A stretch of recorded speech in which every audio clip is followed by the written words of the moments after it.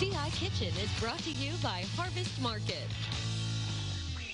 All right, we're going a little nuts today in the CI Kitchen. Joining me now, guest chef Anita Dukeman. Okay, I recall the last time you were here last month, we were kind of talking a little bit about how you make your own almond milk.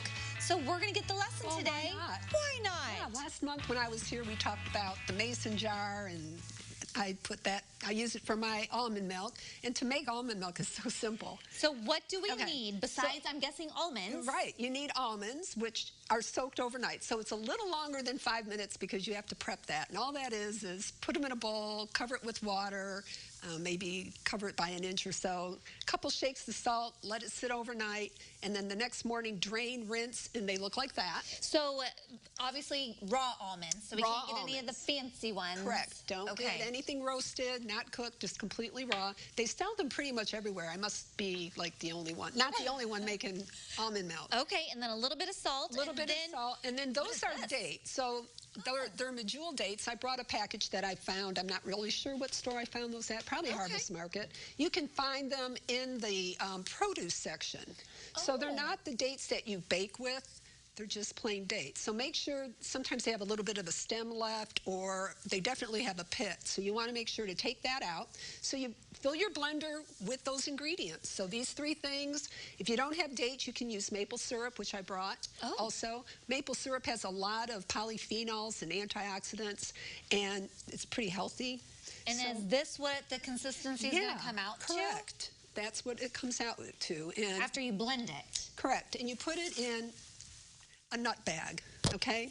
So what? It's called a nut bag. You put this in a bowl or something that pours. It just looks like kind of like a little mesh bag. Yes, correct. Or you could do cheesecloth, but this is But nut bag sounds so much more fun. Doesn't it? And then you squeeze, squeeze, squeeze. All of this comes out into this, and then this is what's left over. And Heather, we don't like to waste. Of course not. You can bake that just to heat it, or if you have a dehydrator, and then you can, or just leave it like that. Add it to your oatmeal, add it to your whatever. Okay, so let's try this. Okay. So, and then this would be great in like your coffee. Right, and that's what I use it for cereal, oatmeal, coffee. Oh, that's good. Tastes a lot different than the commercialized version. Yes, it does. So the pros are, as you can see, we're not adding any preservatives to it, so it only lasts about 5 days, but that lasts me about 5 days. Well, yeah, and that's just like the perfect amount there. Correct. And then they don't have the added vitamins. So, you know, there's no added calcium, there's no added vitamin E. So is that a bad thing? Well, it could be, but if you take a supplement or get it in other ways, then it's not as big a deal. But I think it tastes so much better because of the lack of additives and the thickening agent that's not in there.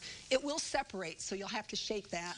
Oh, okay. This is a great lid, which I have on my blog where I got it. It seals great. It made it here, no problem, doesn't leak. Well, yeah, and got our mason jar to work there. Let's talk health benefits of nuts in general. Super, super heart healthy.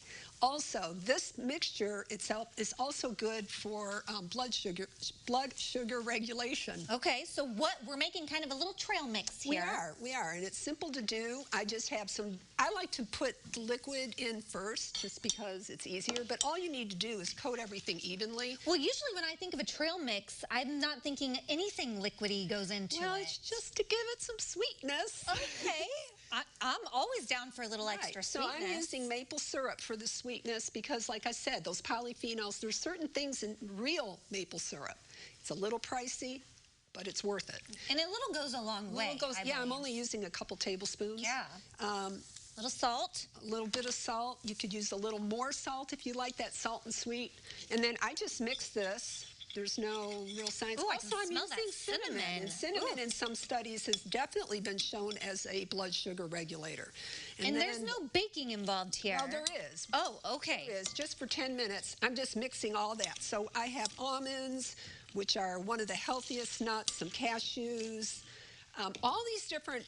And then we've got pumpkin seeds or pepitas, and you know I'm big on those this morning. Oh, yeah. High in magnesium, so if you can't sleep at night, eat some. And it's important that all of these ingredients are raw. Right. Okay. Now, if you can't find, then this is just some... Almonds? Slivered almonds? It is no? actually coconut. Oh, for another You little can use hint of whatever sweet. kind you want, just don't use the sweetened. Okay. Okay, so this would be my mix. If you can find raw pistachios, great. I can't find any.